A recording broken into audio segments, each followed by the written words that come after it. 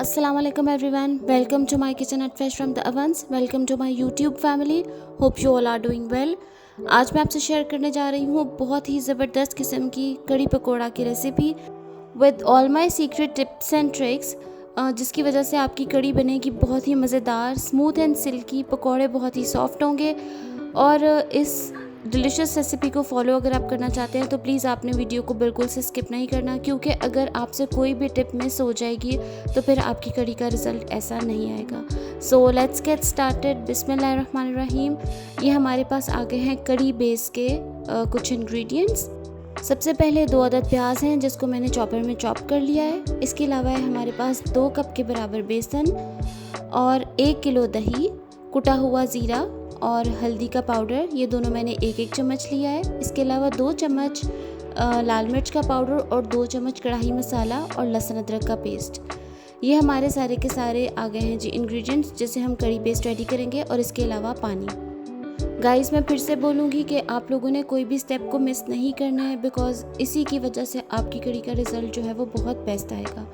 सबसे पहले मेरा सीक्रेट टिप ये है कि मैं कड़ी के जो बेसन को जो बेस बनाती हूँ उसको मैं हमेशा रोस्ट करती हूँ, जिसकी वजह से कड़ी जो है वो बहुत सिल्की, स्मूथ और गाढ़ी बनती है। ऐसा नहीं होता कि आपको 7-8 घंटे पकानी पड़े। बेसन को हम बस इतना रोस्ट करेंगे कि 3 to 4 मिनट्स में मीडियम हाई हीट पे कि ये फ्रेग्रेंट हो जाए। इसका कलर बिल्कुल भी चेंज नहीं होना चाहिए। बस हल्की सी इसमें से खुशबू आने लगे तो आपने पैन को साइड पे कर देना है और इसको ठंडा कर लेना है।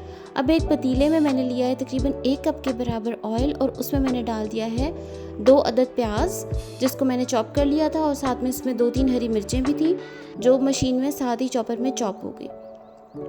इसको मैंने हल्का सा सौते करना है। और मीनवाइल जब तक ये सौते हो रहा है हम क्या करेंगे, एक अच्छा बड़े साइज़ का बोल ले लें, बकेट ले लें। मैंने जग इसलिए लिया ट्रांसपेरेंट कि ताकि सब कुछ जो है वो विजिबल रहे। इसमें मैंने ऐड कर दिया है 1 kg के बराबर दही जो अभी मैंने बोल में रखा हुआ था। इसके अलावा ये मैं ऐड कर रही हूँ इसमें भुना हुआ बेसन जो ठंडा हो गया और इसको मैंने बोल में निकाल लिया है। 2 कप के बराबर ये मैंने बेसन लिया है, ग्राम फ्लावर, चिकपी फ्लावर भी जिसको कहते हैं। इसके बाद मैंने इसमें ऐड कर दिया है 1 लीटर के बराबर पानी। 1 किलो दही, 2 कप बेसन और 1 लीटर के बराबर पानी, और इसको हम अच्छे तरीके से जो है ना वो विस्क कर लेंगे। मीनवाइल अगर आपने अभी तक मेरे चैनल को सब्सक्राइब नहीं किया है तो please like and subscribe the channel and don't forget to share with your family and friends. It will help you to learn easy recipes, homemade recipes my way. So ये हमारा जो प्याज है ये अच्छे से जो है ये फ्राई हो गया है। अब इसमें मैंने डाल दिया है लहसुन अदरक का पेस्ट 1 टेबलस्पून भर के। प्याज को आपने कलर नहीं देना, बस आपने इसको सौते करना है। तकरीबन 5-1 मिनट लगते हैं और ये बहुत अच्छा सा सौते हो जाएगा। फिर इसमें आप डालेंगे लहसुन अदरक का पेस्ट और बाकी के सारे मसाले। इस स्टेज पे अब ये एक और टिप है आपके लिए कि आपने नमक ऐड नहीं करना। अभी मैंने नमक ऐड नहीं किया। हल्दी पाउडर, ज़ीरा पाउडर, सुर्ख मिर्च का पाउडर और कढ़ाई मसाला मैंने ये ऐड किया है। और इसके बाद ये भी एक और टिप है कि आपने जब इसमें बेसन और दही का मिक्सचर डालना है तो उसको हमेशा स्ट्रेनर से पास करके डालें। इससे ये होगा कि अगर कोई भी लम्स हैं, बेसन के लम्स हैं, दही में कोई लम्स हैं, या आप लोग देख सकते हैं कितना सारा रेजिड्यू जो है वो स्ट्रेनर में से निकल गया है। सो अब दही जो है हमारी बेहतरीन किस्म की जो कड़ी है वो स्मूथ बनेगी। इसके ऊपर मैंने लकड़ी का चम्मच भी रख दिया है और 3 लीटर के बराबर मैंने इसमें पानी ऐड किया है। रेसिपी को एग्जैक्ट फॉलो करें, बहुत अच्छा रिजल्ट आएगा। 3 लीटर के बराबर इसमें पानी ऐड कर दें और इसमें हल्का सा हम चम्मच चलाएंगे उबाल आने तक। इसको आप 5 मिनट के लिए पहले कवर करेंगे, पूरा कवर कर दें, और उसके बाद जैसे ही आपको फील हो कि इसमें उबाल आने वाला है तो थोड़ा सा ढक्कन साइड पे करें, अदरवाइज़ ये सारी की सारी उबल के बाहर आ जाएगी, विच वी डोंट अफोर्ड। सो ये हमारी कड़ी में पहला उबाल आ चुका है, अच्छा सा विगरस उबाल आ गया है। इस स्टेज पे हम इसमें नमक ऐड करेंगे और आप देखें फर्स्ट बॉयल आते सार ही आपको फील हो रहा होगा कि कड़ी गाढ़ी गाढ़ी दिखने लग गई है। नमक जो है वो मैंने पहले इसलिए नहीं डाला था क्योंकि ये मेरी अम्मा का टिप है। वो कहती हैं कि अगर हम नमक पहले से ऐड कर दें तो कड़ी पतली हो जाती है। सो फर्स्ट बॉयल आने के बाद आप इसमें हमेशा सॉल्ट ऐड करें। और अब ये थर्ड आपको ट्रिक पता चल गया कि दही अगर आपके पास फ्रेश है तो हम लोग इसमें क्या करेंगे, इसको खट्टा करने के लिए कोई टाटरी ऐड नहीं करेंगे। बहुत सारे लोग इसको आर्टिफिशियली खट्टा करने के लिए टाटरी ऐड करते हैं, which is not healthy at all.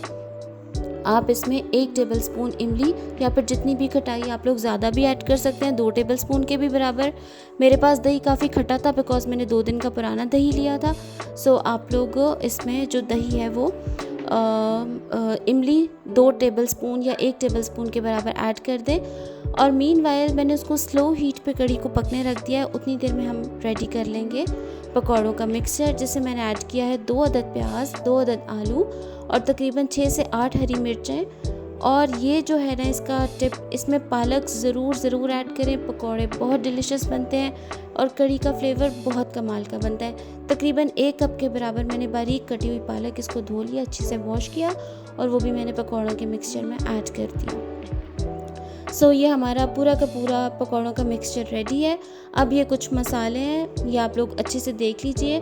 1 teaspoon के बराबर है जिसमें हल्दी, उसके अलावा है इसमें नमक तकरीबन 2.5 चम्मच, इतना ही कुटी मिर्च, कुटा हुआ धनिया, कुटा हुआ ज़ीरा और ये देख सकते हैं आप लोग 1/8 टीस्पून ऑफ बेकिंग सोडा और 2 टेबलस्पून कसूरी मेथी जो खुश्क वाली है।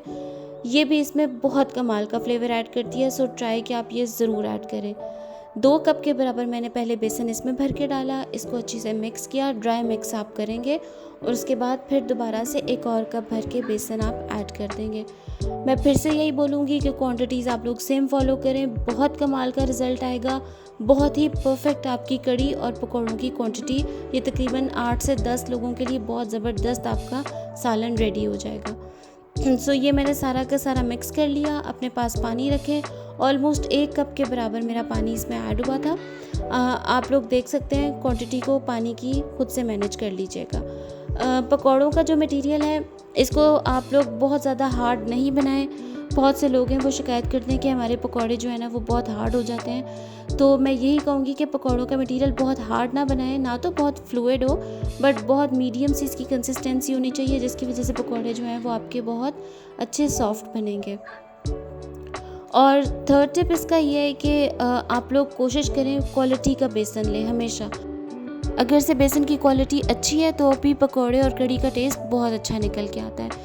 अब जी तेल गरम था, मैंने पैन में ऑलरेडी रखा हुआ था, इसको मैंने तकरीबन 5-1 मिनट का रेस्ट दिया है बेसन को और उसके बाद मैंने इसके पकौड़े, छोटे छोटे पकौड़े बनाए, बहुत बड़े साइज़ के ना बनाए बिकॉज़ ये थोड़े से कढ़ी में वो सोख करके पानी तो बड़े भी हो जाते हैं। तो इसलिए आप बहुत छोटे छोटे साइज़ के पकौड़े बनाएं, इससे ये टूटते भी नहीं है और इससे सालन की शक्ल भी बहुत प्यारी बनती है। ये आप लोग देखिए कितने प्यारे से ये जो हमारे पकौड़े हैं क्रिस्पी से रेडी हो रहे हैं। आप ट्रस्ट नहीं करेंगे, ये फ्राई होते होते ना आधे तो आप ऐसे ही खा जाएंगे। इतने मज़े की, इतने डिलीशियस, इतने क्रिस्पी पकौड़े just because of the palak and all the spices we added, that was just the amazing combo. So ये हमारे पकौड़े रेडी है। जितनी देर से पकौड़े फ्राई हो रहे हैं मैंने कढ़ी को बिल्कुल से नहीं पकाया, मैंने उसको साइड पे रख दिया हुआ था। ये अब इसको मैंने दोबारा से चूल्हे पे रखा है क्योंकि ये बहुत अच्छी कंसिस्टेंसी की गाढ़ी हो गई थी। और जस्ट आपने भी 2-3 इसको बॉयल देने और ये बेहतरीन रेडी हो जाएगी क्योंकि हमने इसमें बेसन को भून के डाला है। बेसन भूनने से ये देखें आप लोग इसकी कंसिस्टेंसी कितनी जल्दी, सिर्फ 2 बॉयल आए हैं और बेहतरीन किस्म की हमारी कढ़ी रेडी है। ऐसा कुछ भी नहीं है कि हमें इसको 6-7 घंटे पकाना पड़े। अंडर 1 आवर जो है आपका बेहतरीन किस्म का 10 लोगों का खाना बिल्कुल रेडी हो गया and that too in the budget. जैसे ही कढ़ी में बॉयल आया है, पकौड़ों को अच्छे से उसने सोक कर लिया है, तो मैंने वो पतीला साइड पे कर दिया। नाउ वी ऐड तड़का। इसका वही ऑयल जिससे मैंने पकौड़े फ्राई किए थे वही मैंने पैन में डाल दिया बिकॉज़ वो बिल्कुल से साफ़ ऑयल था। और साथ में उसमें बहुत सारा बेसन का फ्लेवर भी आ गया, इसी की वजह से मैं वही यूज़ कर रही हूँ तड़के में। अब मैंने उसमें डाल दिया है प्याज, जिसको हम फ्राई करेंगे अनटिल इट टर्न्स गोल्डन। और साथ में मैंने इसमें ऐड कर दिए तकरीबन 12 से 14 रेड बटन चिलीज़। और अब आपने इसी स्टेज पे इस पर साबित ज़ीरा भी ऐड करना है, जो कि आई गेस जो छोटा सा क्लिप है वो मिस हो गया ज़ीरा ऐड करते हुए। और अब मैं इसमें ऐड करती हूँ 2 टेबलस्पून के बराबर अचार गोश्त का मसाला। अचारी मसाला ऐड करने से भी कढ़ी का फ्लेवर बहुत कमाल का आता है। आज मैंने आपसे अपने सारे के सारे secret tips and tricks share कर दिए हैं, जिसकी वजह से आपकी भी कढ़ी बनेगी इतनी ही ज़बरदस्त। देखिए कोई पकौड़ा टूटा नहीं है और कितना इसका ग्लॉसी सा टेक्सचर है। बिल्कुल से सिल्की स्मूथ जो है ना, ये हमारी कड़ी रेडी हो चुकी है। So I hope you guys like the recipe and you guys gonna give it a try. And I hope कि मेरी बहुत ही प्यारी व्यूअर रूबी की ये फरमाइश भी पूरी हो गई होगी। इसको मैंने निकाल लिया है डिश में, और जब मैंने इसको प्लेट में डाल के खाया है ना guys, you won't believe, I wish कि मैं आप लोगों को यहाँ से टेस्ट करा सकती। इतनी कोई कमाल के सॉफ्ट पकौड़े, लशियस करी, it was just so amazing. And trust me, मेरी फैमिली ने कॉमेंट किया है कि ये किसी बहुत ही अच्छी मीट डिश से भी ज़्यादा डिलिशियस है। So do give it a try and let me know how it turned out in your kitchen. I hope आप लोगों ने रेसिपी इन्जॉय की होगी। Don't forget to subscribe the channel and follow it. मुझे अपनी दुआओं में याद रखें, अपना बहुत सारा ख्याल रखें। Take care for now. अल्लाह हाफिज़।